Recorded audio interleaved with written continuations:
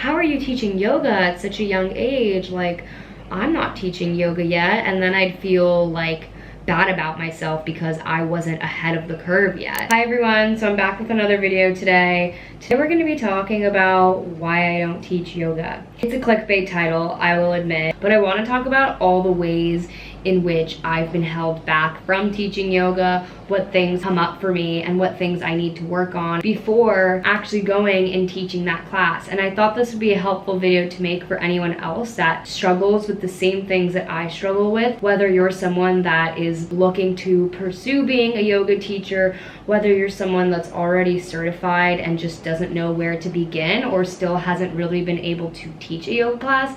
I want to be here to help you because there are so many things that I struggle with and sometimes don't know who to go to. And there's definitely a lot of internal work that you need to process and work on within yourself before actually going and teaching a class, because you deal with things like confidence and imposter syndrome and leadership skills when you step in and fully embody the role of being a yoga teacher. If you're someone that just still hasn't been able to gain the courage to teach, I'm right there with you. I understand, and I want to talk about some things that have come up for me and how we can sort of help each other and be a support system for each other, and what are the correct next steps to take to finally get to the point where we can teach a class or teach in a studio or teach to a group of friends, or just simply have the confidence to even record a video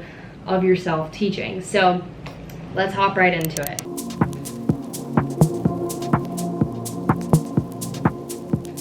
Okay, starting off with a little bit of background, I started practicing yoga at a young age of 15 years old. I remember taking my first yoga class in high school, and that teacher fully changed the trajectory of my life. It helped me find something that I was passionate about. It made me realize how important a daily implementation of yoga is to have a fully balanced and centered life. And at the time, I was still really young, so that never really crossed my mind. That wasn't something that really entered my mind, that I could also be a yoga teacher. I just knew that I was really passionate about yoga. So fast forward, I did a study abroad course in college one year, and at this point I was really into my yoga and meditation practice.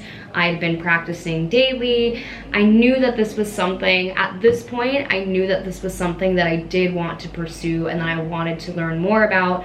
So I studied abroad in Costa Rica, and here's when I started to sort of get ideas of wanting to be a yoga teacher and wanting to learn more about yoga and the philosophies and the ways of life and the real authentic core of yoga and where it came from. I was having all these thoughts and curiosities. So I'm in Costa Rica and I do a little trip with some friends. We go to a beach town, and I remember we took a yoga class one morning, and the yoga class was great. It was nice. And then the next day we wanted to do some yoga again, and I was like, hey, why don't I lead you guys through a little mini flow? So we went up to the rooftop and I led them through a little mini flow, and that was that. And now let me stop you there. You might be thinking, wait, so you have taught a yoga class. You are a yoga teacher. Guys, this is so crazy to me, because before I even fully entertained the idea of being a yoga teacher, before I even got a certification, I had taught a class. I had the confidence, I felt comfortable, I had no official qualifications, and I taught a class. And so I want to talk about that because I do think it's so interesting how you can go from not being qualified at all and just doing something for fun just because it feels right and not thinking too much about it. But once you have that certification, that qualification, it can feel like so much pressure, and it can bring up so many feelings of imposter syndrome that can prevent you from actually teaching a class. Fast forward a couple years later, it is now, I'm like, what year is it? So I did my first yoga training in 2022. Now, was it? I think it was 2022. I had just graduated college. I knew that after leaving school, I wanted to travel and just do something for myself before hopping into a job. And so I decided to start looking into yoga schools. And before the pandemic came along, I was really obsessed with the idea of going to Bali to get my yoga training. So as the pandemic went on, I was still thinking about it. And slowly we started coming out of the pandemic, and I was looking into yoga schools. And being fresh out of college, I had a really tight budget. So I did a lot of research, and funny enough, guys, I had been talking to a guy on Hinge at the time. He was American and he was living in Guatemala and teaching English there. He sort of inspired me to start looking into Guatemala. And so I decided to pursue my very first yoga teacher training to get 200 hours certified. I had the best experience ever. I have an entire video about it on my channel. If you want to go look more into it, go check it out. But it was such a great training. However, I will say that it was an amazing preliminary training, but I did not think that leaving the training, I was ready to teach a yoga class. This training for me was all about reconnecting with myself, soaking in a lot of that yogic philosophy and the yogi way of life. I was just learning so much new information about yoga in general. I really didn't have that much time to start thinking about teaching a class and what it looked like to actually be a teacher and what it looked like to be a leader. And so I only was really focused on learning about philosophy, which for me, I'm so passionate about, more than the asana of yoga. Coming back from the yoga training, I had to jump straight into this 9-to-5 job that I had. And so it was very difficult for me to apply that newfound knowledge that I had learned, a newfound way of life, when I was going from like a Zen lifestyle into a corporate, fast-paced lifestyle. So of course, coming back and having to just hit the ground running with a new job, I was struggling to find time to practice yoga, to feel motivated to wake up early in the morning to do my pranayama and my journaling. I just genuinely was having such a hard time implementing everything I learned into this fast-paced lifestyle. With a yoga teacher training, there's a big importance on your morning routine and the things that you do before jumping into a day, which can take up to like 1 to 2 hours, you know? Like, you wake up, you do your meditation, you cleanse, whatever it is, like tongue scraping or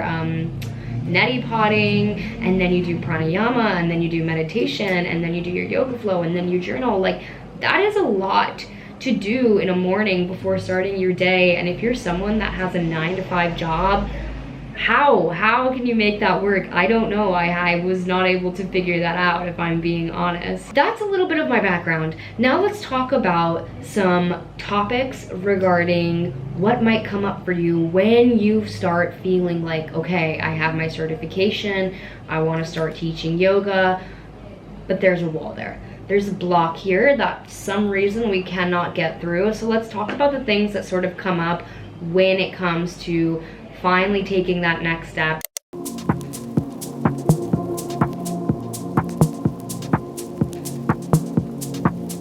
Okay, imposter syndrome. Let's talk about it. I think this is the biggest issue as to why someone like me and someone like you might not be able to actually go out and teach yoga, even though you might be fully certified, or even though you know you're interested in it, but you just can't get yourself to take this next step, whatever that step might look like to you. If you are already certified, the fact is you are qualified. You might feel like you're not qualified enough yet. You're not enough to teach yoga. You might feel like you need a little more information. You might feel like you need a little more. Babes, you spent 30 days learning about yoga and doing yoga every day. You are more than qualified to teach yoga. I know it might not feel like it. You 100% are. Most people that are going to be in your class might not even have a consistent yoga practice, might be new to yoga, most people aren't devoting their life to yoga. So the fact that you've already devoted a chunk of your time to learning about this says that you are qualified. It's hard to talk yourself into getting that confidence to actually teach a class, even though you know you are qualified and you have your certification, or you have this interest and you know you want to teach.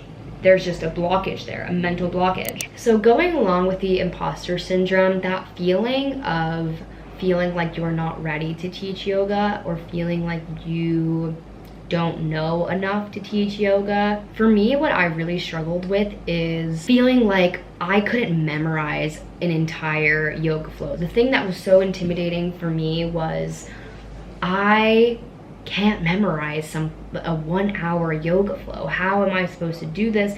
I don't think I'm ready. All those thoughts would come into my head. Again, completely natural, completely understandable. I think when you have too much pressure on yourself to be perfect right off the bat, that can really dissuade you from actually teaching a class. And you have to give yourself grace. Like, your first yoga class isn't going to be your best yoga class. And that's why you should also start teaching by yourself, teaching your family, teaching your friends, recording videos. Get that practice before actually going to teach at a studio. Also, I don't know if you've noticed, I didn't notice this until I started paying attention. Oftentimes when I go to a yoga class, the yoga teacher has a journal. They have a little notebook. They've got their notes. Like, not everyone is memorizing this from heart unless they've been teaching for years and years and years.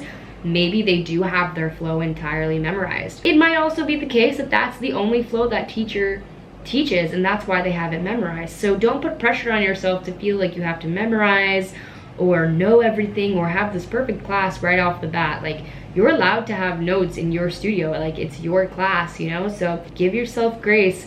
Don't put so much pressure on yourself.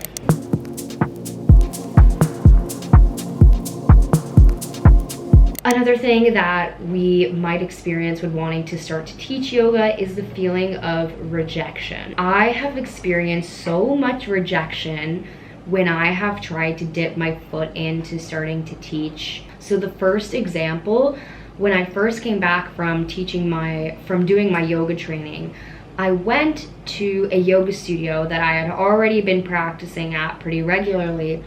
I called them on the phone. I'm like, hey, I got my yoga certification. I'm ready to teach a yoga class. Like, when and where can we start? Like, let's go. And they say to me, oh, sorry, you actually can't teach here unless you already have experience teaching at a studio. And to me, it's just so funny because it feels like, it felt like being an intern or something. When you get rejected for an internship and they require you to already have internship experience, you're like, what? Like, this is why I'm applying. What do you mean I can't teach here until I've learned how to teach at a studio, or I've already taught at a studio before? Like, how do you, what? Like, the logic is not adding up. So right off the bat, I felt super rejected. I was like, oh, okay. That, again, made me feel like maybe I'm not good enough to be a yoga teacher. Maybe I don't have the qualifications that it takes to be a yoga teacher, even though I had already spent a month learning about yoga. I don't know how common this is with hiring yoga teachers, but that was my first and last time trying to apply to a studio. After that, I tried to apply to teach yoga at a gym. I was really consistent. I'd go back and I'd ask all the time, and I just ended up being ghosted by them. Every time they'd be like, oh yeah, we'll pass the word on, we'll talk to our manager or whatever. And I just kept getting ghosted. No matter how relentless I was with bothering them about it, it just like wasn't happening. And yeah, and then there were times I tried to teach with friends and things would fall through. Rejection, you cannot let that get in the way of you being a yoga teacher. Rejection is a natural part of life. Rejection is going to happen. It's bound to happen.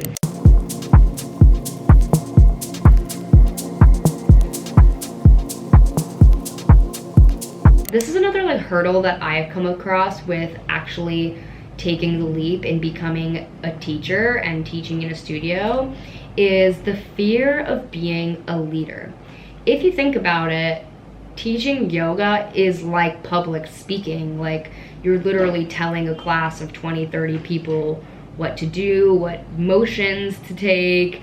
You know, it is a leadership skill, and if you don't have that confidence to step into a leadership position, teaching a class is going to be very challenging. I think for me, I had to really work on my confidence before feeling like I could be a leader and step into a position like teaching a class. Sometimes you really have to let the motto, fake it till you make it, be the driver in your life. Like, again, you're not gonna have the most perfect class right off the bat, you know? Just fake it till you make it. It's okay. Like, even if you don't feel like you're a leader, you know, like sometimes in life, you're gonna feel like you're not ready and you're gonna hold yourself back from doing something. But here's the case. You will feel ready when you do it.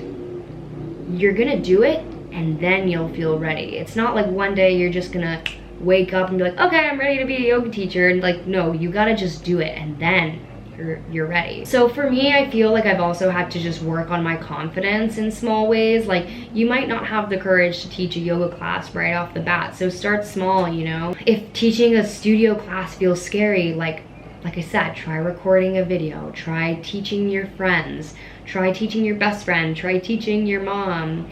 Start in small ways and then build up your confidence like that. Another thing with confidence is comparison. It's so easy to start comparing yourself to other yoga teachers, or just looking at other teachers and feeling like you're not good enough or they're better than you. I know for me, when I was in college, a lot of my friends were yoga teachers and I thought they were so cool, and I kind of envied them a little bit. I was like, wow, like, how are you teaching yoga at such a young age? Like, I'm not teaching yoga yet. And then I'd feel like bad about myself because I wasn't ahead of the curve yet. Everyone starts at their own pace, you know? Like, some people don't start teaching yoga until they're well into their 50s. Some people don't even start doing yoga until way later in life, you know? So like, it's okay if you didn't start teaching yoga at 21 and you know people that did. Like, don't let that pressure stop you from doing something that you're passionate about and doing something that you love. Another thing that I realized is, like, my yoga teacher training, I was the youngest person there. Like, I think it's so easy, especially us younger kids, I'm like 25, I'm not a kid at all. But like, when you're younger, it's so easy to compare yourself to successful younger people in their 20s and think like, what am I doing wrong? But in reality, you're just not looking at the bigger picture, and social media can give us such like a microscopic view on life, which is just not reality. So you can scroll on Instagram and see like all these 20-year-olds teaching yoga and think that you're behind on the curve, or see your friends all teaching yoga and you're like questioning why you haven't taught a class yet. Like, again, the thing is, you don't know the context behind a video, you don't know the context behind your friend's life. Like, maybe their mom's a yoga teacher. Like, you gotta ask these questions, you gotta be realistic.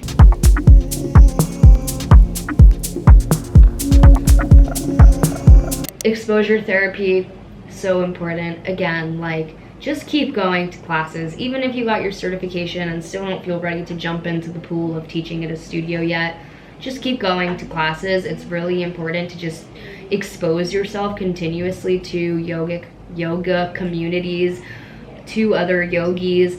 Befriend your yoga teachers, ask for advice, ask them to help you.